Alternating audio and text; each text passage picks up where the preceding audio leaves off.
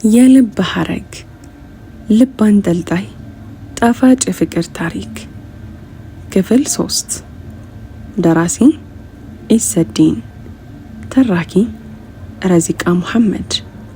ለሚስኪቲው ቻናል አዲስ ከሆናችሁ ላይክ፣ ሼር፣ ሰብስክራይብ በማድረግ ቤተሰቦቼ እንድትሆኑ በታላቅ አክብሮት ጋብዛችኋለሁ። ቪዲዮን ላይክ በማድረግ ይጀምሩ።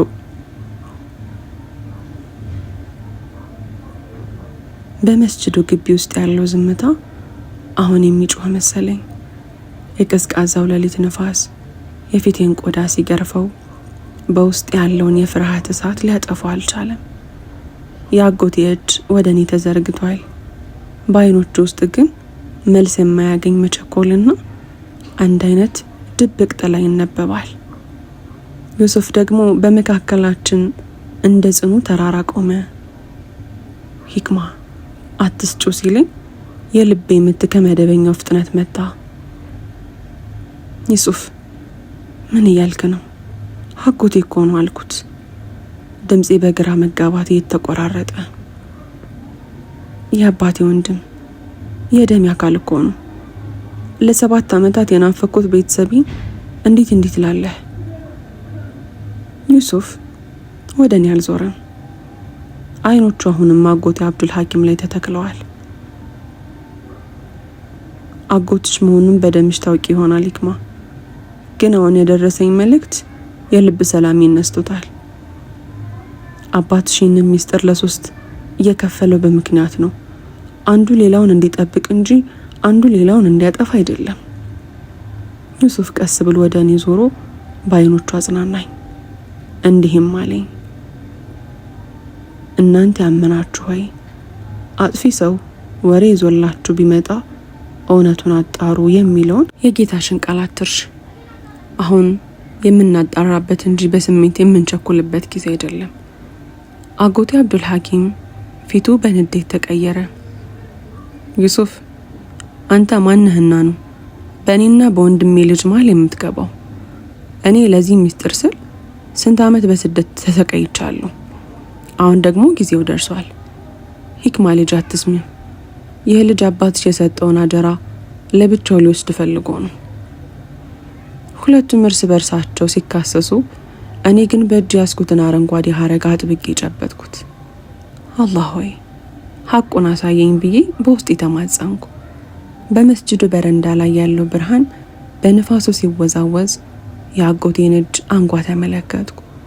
በትኩረት ሳይ አባቴ ከመሞቱ በፊት በወረቀት ላይ የሳለውና ይህንን ምልክት ያየሽበትን ሰው በፍጹም እንዳታምኚ፣ እርሱ ወዳጅ መስሎ የመጣ ጠላት ነው ያለኝን ሚስጥራዊ የጥቁር ንቅሳት በአጎቴ አንጓ ላይ ተመለከትኩ።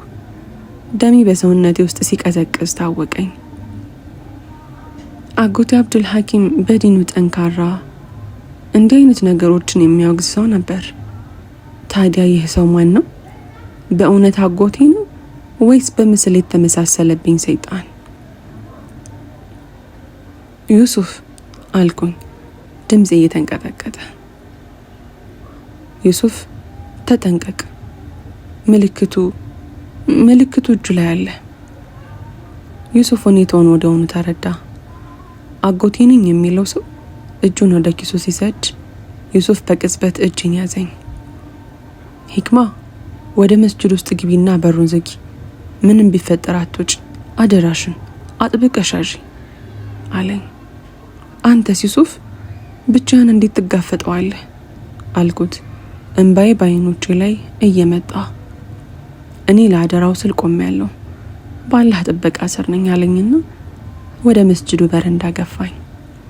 ዩሱፍ ያንን አስመሳይ ሰው ለመጋፈጥ ሲቆም እኔ ወደ መስጂዱ ውስጠኛው ክፍል ሮጥኩኝ። በሩን ከውስጥ ቆልፌ በመስኮት በኩል ስመለከት ሌሎች ሰዎች ከጨለማ ውስጥ ወጡ። ዩሱፍ ብቻውን ተከበበ። ዩሱፍ ሐረጉ እኔ ጋር ነው፣ ሂድ አምልጥ፣ አትጎዳ ብዬ በለሆስ አስጮኩኝ። ዩሱፍ ግን አልሸሽም። ያ ፈገግታው የሰላም እንጂ ፍርሃት አልነበረም። ሂክማ በሚህራቡ በኩል ሚስጥራዊ መውጫ አለ። እዚያ ሷሊህ ይጠብቅሻል። ሐረጉን ይዘሽ ሂጂ። እኔ ለዚህ ቀን ተዘጋጅቻለሁ አለኝ። ያ አስመሳይ ሰው ዩሱፍን በኃይል ሲመታውና ዩሱፍ መሬት ላይ ሲወድቅ አየሁት። ልቤ ተሰነጠቀ። ዩሱፍ ራሱን አሳልፎ የሰጠው እኔ እንድተርፍና አባቴን አደራ ለባለቤቶቹ እንዲደርስ ነው። በሚህራቡ በኩል ባለችው ጠባብ በር ስወጣ አንድ ረጅም ጥላ ከፊቴ ቆሞ አገኘሁት። ሂክማ አትፍሪ፣ እኔ ሷሊህ ነኝ አለኝ። ድምፅ ውስጥ የአባቴን ወዳጅነት አገኘው። ነገር ግን ከበስተጀርባዬ የዩሱፍን የመጨረሻ ጩኸት ስሰማ ህይወቴ በሙሉ የቆመች መሰለኝ። በሚህራቡ በኩል ወዳለችው ጠባብ በር ስወጣ የሌሊቱ ቀዝቃዛ አየር እንደ ሹል ቢላ ፊቴን ገረፈኝ። የጨለማው ግርማ ያስፈራል። ከበስተጀርባዬ የሚሰማው የመስጅዱ ግርግር ግን ከዚህ በላይ ነፍሴን ያውካታል። ከፊቴ የቆመው ሰው ጥላው ረዥም ነው። ልቤ ባፌ ሊወጣ ምንም አልቀረውም። አባቴ አልኩት በስሱ የናፍቆትና የፍርሃት ድብልቅ በሆነ ድምፄ በብርድና በውስጥ ሲቃ ተቆራርጧል። ሰውየው በዝግታ ወደ እኔ ዞረ። የባትሪ ብርሃን በፊቱ ላይ ሲያርፍ ግን ያየሁት ነገር ክው አደረገኝ። አባቴ አይደለም፣ ግን አባቴን የሚመስል ልብስ የለበሰ በእጁ ደግሞ ልክ እንደ ዩሱፍ ያንኑ የአረንጓዴ ሐረግ ግማሽ የያዘ ወጣት ነበር። ፊቱ ላይ ያለው መረጋጋትና የአይኖቹ ብርሃን አንድ ሰላማዊ ነገር እንዳለ ይመሰክራሉ። ሂክማ አትፍሪ አለኝ። ድምፁ ረጋ ያለና የሚታመን ቢሆንም በውስጡ ግን የማይነበብ ሚስጥር አለው። እኔ ሷሊህ ነኝ። ዩሱፍ መልእክት የላከልኝ እኔ ነበርኩ።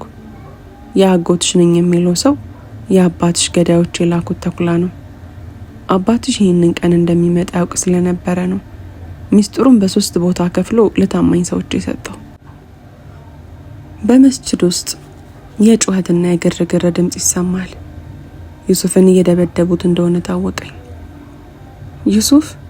ዩሱፍን ሊገሉት ነው፣ እንዴት ጥለን እንሄዳለን ብዬ ወደ መስጅዱ ልመለስ ስል ሷሊህ እጄን ሳይነካ በልብሱ ጫፍ ያዘኝ። ይህ ጥንቃቄውና ሀያኡ አባቴን አስታወሰኝ። ቢሆንም ግን ይህ ሰው ማን ነው? በእውነት አባቴን ያውቀው ነበር የሚል ጥርጣሬ በልቤ ውስጥ ተመላለሰ። አይሆንም ሂክማ፣ ዩሱፍ ራሱን የሰዋ የሚስጥር እንዳይጠፋ ነው። አሁን ጊዜ የለንም አለኝ እና በጠባብ የጭቃ መንገዶች ውስጥ እየመራኝ ጉዟችንን ቀጠልን።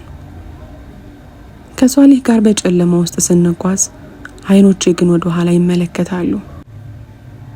ዩሱፍ ያለኔ ሲል ደሙን ያፈሰሰው ወጣት በልቤ ውስጥ የማይጠፋ ትዝታ ጥሎ አልፏል። ከጥቂት ሰዓታት በፊት የማላቀው ሰው አሁን ግን መላ ህይወቴን የሰጠሁት ያህል ተሰማኝ።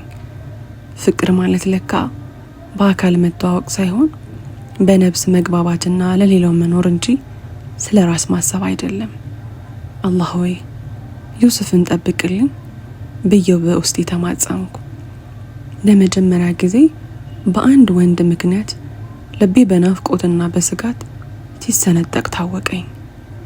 የዩሱፍ የአጽናኝ ፈገግታ በአይነ ህሊና እየተመላለሰ ያውከኛል። ለምንድን ነው ስለ እርሱ እንዲህ የምጨነቀው? ይህ ስሜት ምንድን ነው? ሷሊህ ወደ አንድ ትንሽና የተደበቀች በመጽሐፍት የታጨቀች ቤት አመራ። ቤቷ ውስጥ የአባቴ እጅ ጽሑፎችና የድሮ ማስታወሻዎች ተቀምጠዋል። ሷሊህ በሀሳብ ተዋጠ። ሂክማ፣ አባትሽ ከመሞቱ በፊት የነገረኝ አንድ ነገር አለ። ይህ አደራ የሚፈታው በ3 ሰዎች እጅ ሲገጣጠም ብቻ ነው። አንዱ እኔ ነኝ፣ ሁለተኛው አንቺ ነሽ፣ ሶስተኛው ደግሞ ዩሱፍ ነው አለኝ። ዩሱፍ? ታዲያ ዩሱፍ አሁን በጠላቶች እጅ ላይ ወድቋል፣ እንዴት ሊሆን ይችላል አልኩት በጭንቀት ድምጽ እየተንቀጠቀጥኩኝ። ሷሊህ ትክ ብሎ ተመለከተኝና ሂክማ አትጨነቂ፣ አላህ የደጋግ ሰዎችን ስራ ያጠፋ። ለልብሽ እርጋታ ይሆንልሽ ዘንድ ይህንን ቃል አስታውሽ። አላህ ከእነዚያ ካመኑት ላይ ጠላቶቻቸውን ይከላከላል። አላህ ከሃዲንና ከዳተኛን ሁሉ አይወድምና። ዩሱፍንም የሚጠብቀው እርሱ ነው። አሁን ትልቁ ስራችን ዩሱፍ የታሰረበትን ቦታ መፈለግና ማዳን ነው። ሚስጥሩም ሆነ ህይወታችን የተሳሰረው በእርሱ እጅ ነውና። በዛች ጠባብ ቤት ውስጥ ቁጭ ብዬ ሳለው ስለ ዩሱፍ ማሰብ አላቆምኩም። በኢስላማዊ ስነ ምግባር የታጀበው ትውውቃችን አሁን ወደ ጥልቅ ናፍቆትና ጭንቀት እያደገ መጣ።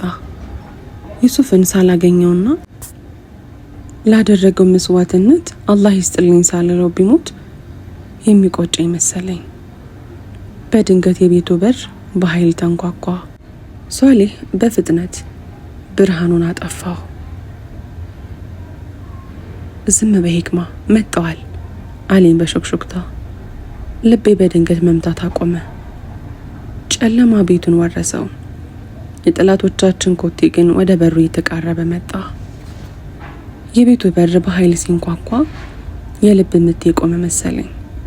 በጨለማ ውስጥ የሷሊህን ትንፋሽ ሰማለሁ። እርሱም እንደኔው ተደብቋል። በሩ በድጋሚ ተንኳኳ። በዚህ ጊዜ ግን በለሰለሰና በተቆራረጠ ድምጽ ነበር።